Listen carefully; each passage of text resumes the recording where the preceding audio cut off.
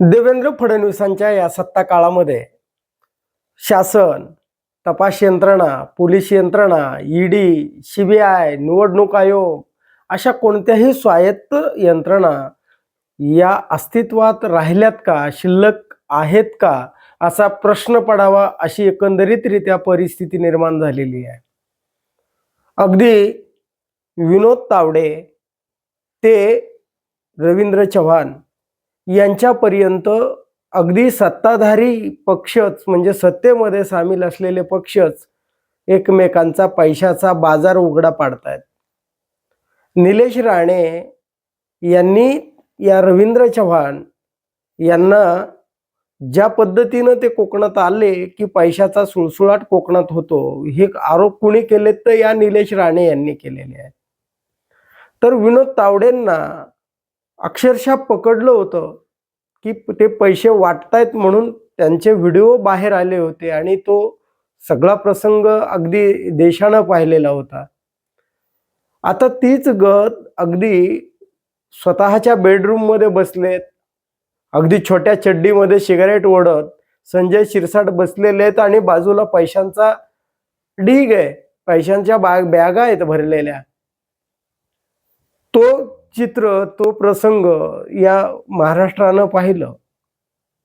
आता पुन्हा एकदा नव्यानं या शिवसेना उद्धव ठाकरेच्या पक्षानं, त्या पक्षाचे नेते अंबादास दानवे यांनी पुन्हा एकदा नवीन पैशाच्या बंडलांचा जो काही व्हिडिओ आहे तो नव्यानं फोडला. आणि आता यावेळी आमदार महेंद्र दळवी यांच्यावर आरोप केले जात आहेत की ते बंडल त्यांच्या समोर आहेत आणि ते त्यांचे आहेत, असा आरोप हे अंबादास दानवे करतायत. म्हणजे संजय शिरसाट यांच्यावर काहीच कारवाई झाली नाही. निलेश राणेंनी पकडून दिलेले पैसे, अगदी भाजपचा पदाधिकारी, त्यावर काय कारवाई झाली हे पुन्हा नंतर पुढं काहीच येत नाही. विनोद तावडेंवर काय झालं पुढे, त्या प्रकरणाचं पुढे काय झालं, आता या महेंद्र दळवी यांच्या प्रकरणाचं सुद्धा पुढे काय होणार आहे.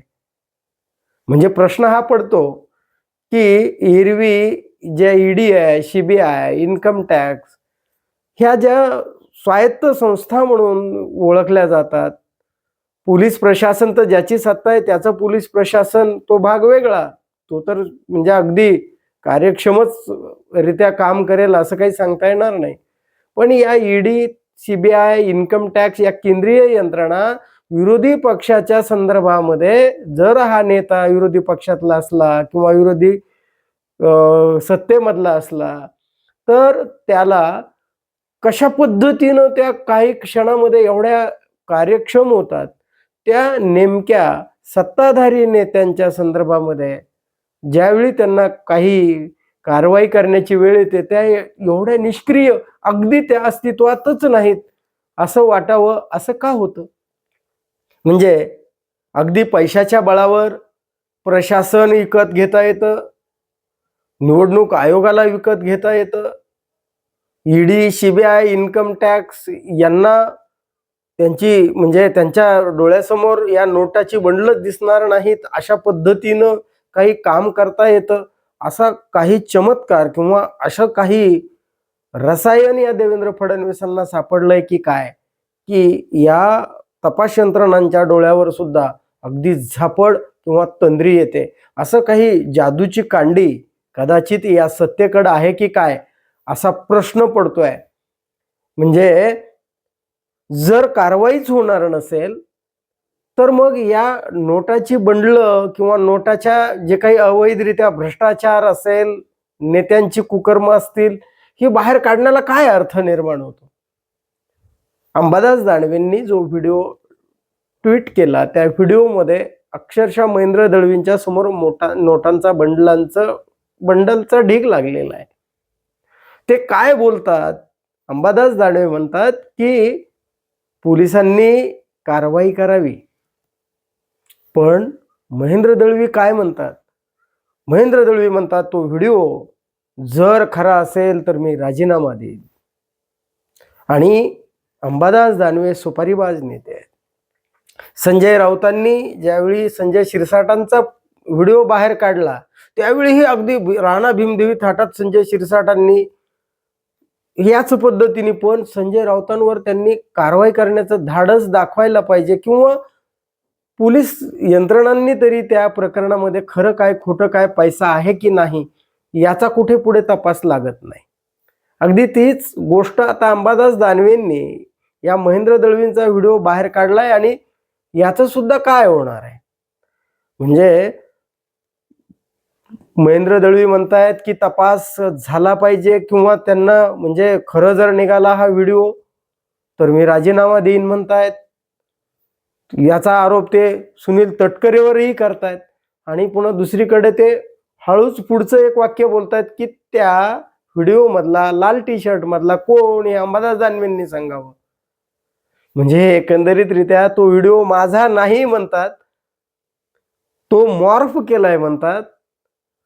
आणि मग जर आरोप करणार असतील, हे नितेश राणे म्हणाले तपास व्हायला हवा, संजय शिरसाट म्हणाले की हा खोटा आहे, याचा तपास होणं गरजेचं आहे, अंबादास दानवे म्हणतायत की पोलिसांनी याचा तपास करावा, यंत्रणांनी यामध्ये लक्ष घालावं. मग जर सगळे अगदी सत्ताधारी विरोधक हे सगळेच म्हणत असतील की या प्रकरणाचा तपास झाला पाहिजे, पण मग तपास करणार कोण? नेमकं सत्ताधारी म्हणतात की तपास झाला पाहिजे, तर मग तपास नेमका कोणाला करायचा आहे आणि कोण करणार आहे, यासाठी जबाबदार कोण आहे? म्हणजे देवेंद्र फडणवीस अक्षरशः चारित्र्य संपन्न मुख्यमंत्री म्हणून सांगतात, अक्षरशः त्यांची नैतिकता एवढी खाली गेली आहे का की त्यांना आता ही पैशाची बंडलं दिसत नाहीत.